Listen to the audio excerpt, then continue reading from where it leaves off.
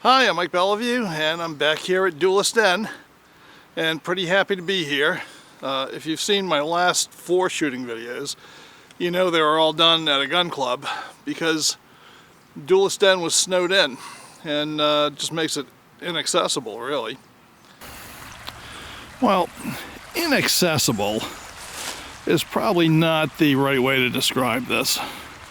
The fact is, even when there's snow on the ground, with 4-wheel drive, you can get in here pretty easily. The problem is getting out. I'm not sure if this angle does it justice, but after you cross this creek, you have to climb a very steep bank to get up to that dirt road, which is never plowed, by the way. So you've got no traction up there either. And once that bank is covered with snow and ice, and because it has an eastern exposure, it doesn't really melt off very well. It just gets icier. As you get up to the top of it, that little hump up there, that is about a 30-degree angle. And you've got to get through a 12-foot wide gate. And I'm here to tell you, getting in is easy. When there's snow on the ground, getting out is hard. But last week, we got a January thaw. We got 4 days in the 50s, melted all the snow. So even though the cold is back, and when I pulled in here, it was 18 degrees Fahrenheit, but there's no snow and we can get back over here to the den.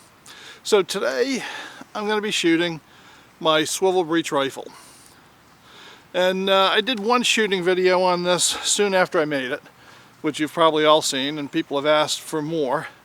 And really, I hadn't done more because I was still tweaking it. For instance, as you know, this has 2 frizens and pans, right? Well, this one was just fine, the one on the ramrod side. But this guy, on the flat panel side, that frizzen was way too hard. And, I mean, you might think a hard frizzen is better than a soft frizzen and won't wear out, and that's true. But when they're too hard, they don't spark that well. And they're really hard on flints. So I had a lot of misfires off of this side. And what I had to do was soften this frizzen up.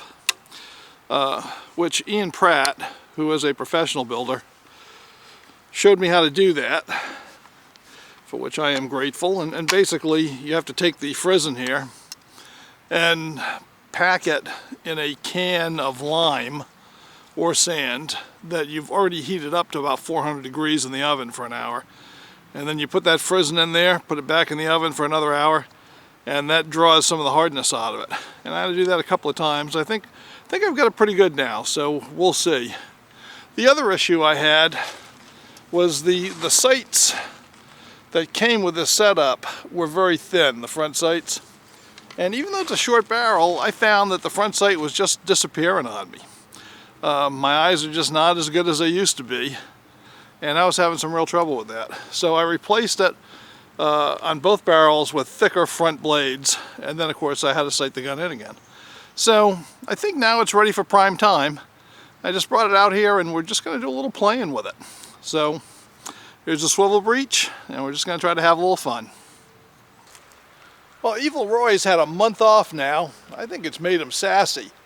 So I think we'll warm up on him. I'm going to try 2 shots right on Evil Roy.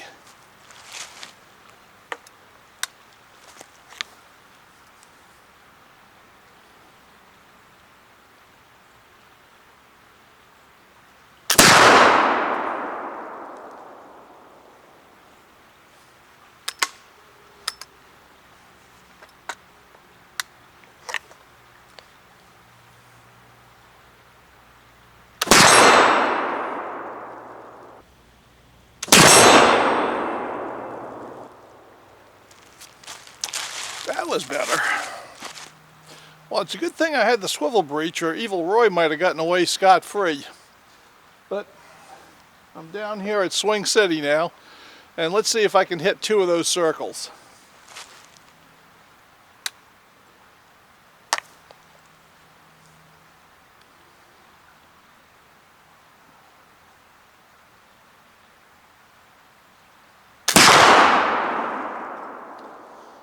maybe not.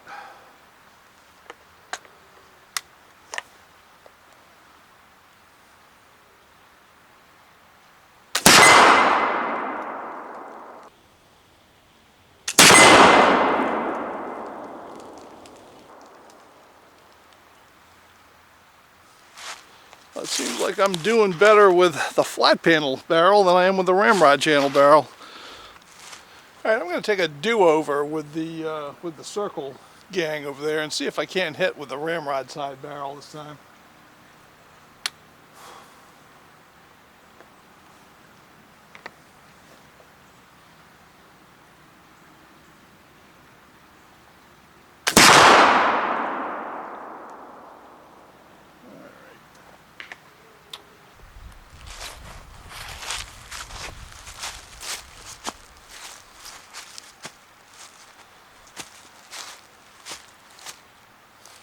Well, I moved over here to Swing City, and I'm going to try putting a couple in Swingin' Sam just to see how we do.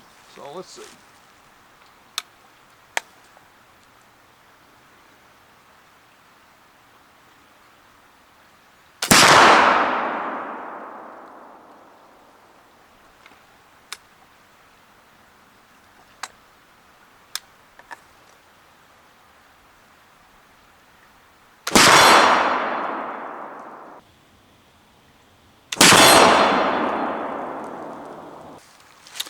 I would say I got a little bit of work to do on the sight still on the ramrod side barrel. Okay, well now I know why I'm not hitting with the ramrod side barrel. I don't know if you're going to be able to see this, but the rear sight blade is bent and quite a bit. So I'm shooting way to the side. I'm going to try to straighten that out. Alright, let's try it again. This time I'm going to take the 2 circles farthest to the left. I hope.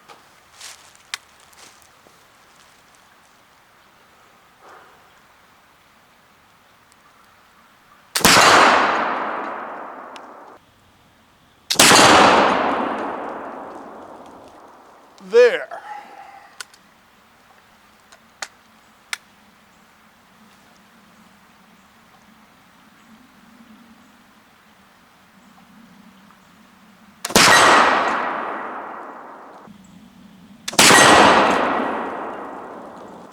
Okay, thank goodness. I was beginning to seriously doubt whether or not I still had the ability to shoot a rifle.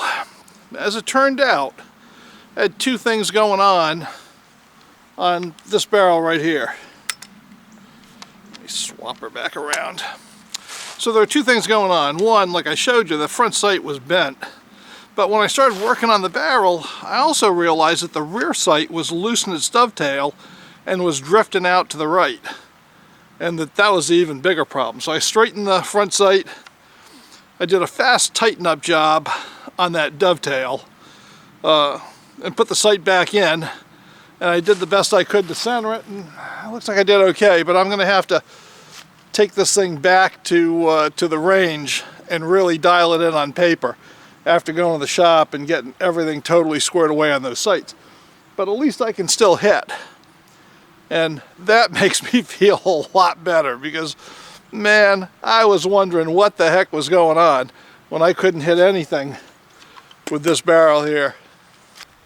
Well, I'm over here on the lane that I call the spin zone because we've got flippy steel targets. And I'm going to try to hit a couple of those spinners.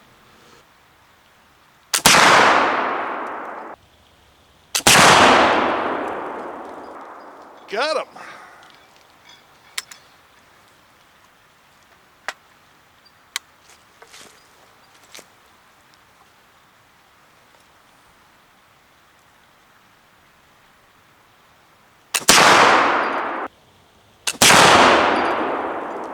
Two for two. 2 for 2. Man, that is more like it.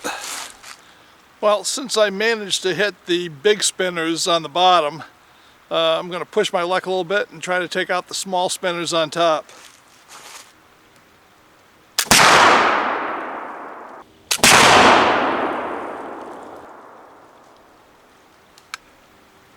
Well, I think I just caught the edge of that one.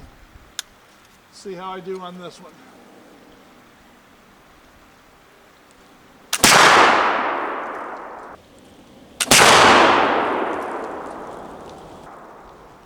And I just caught the bottom of that one, I think, but at least I hit them. Well, I'm going to try to hit the 50-yard gong and the 75-yard gong.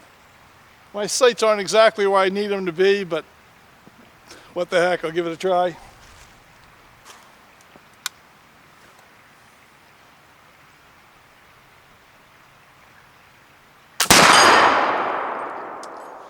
Got him.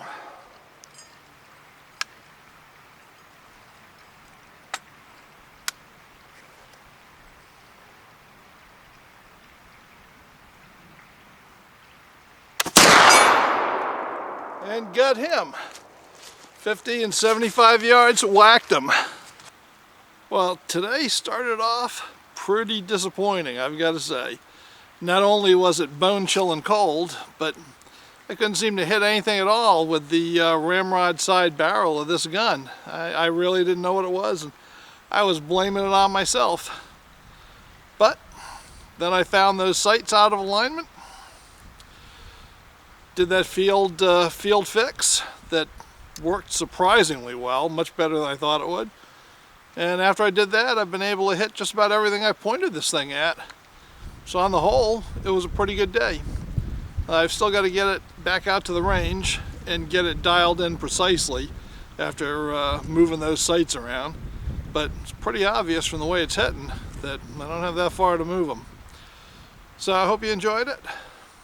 I had fun, and I'll see you next time.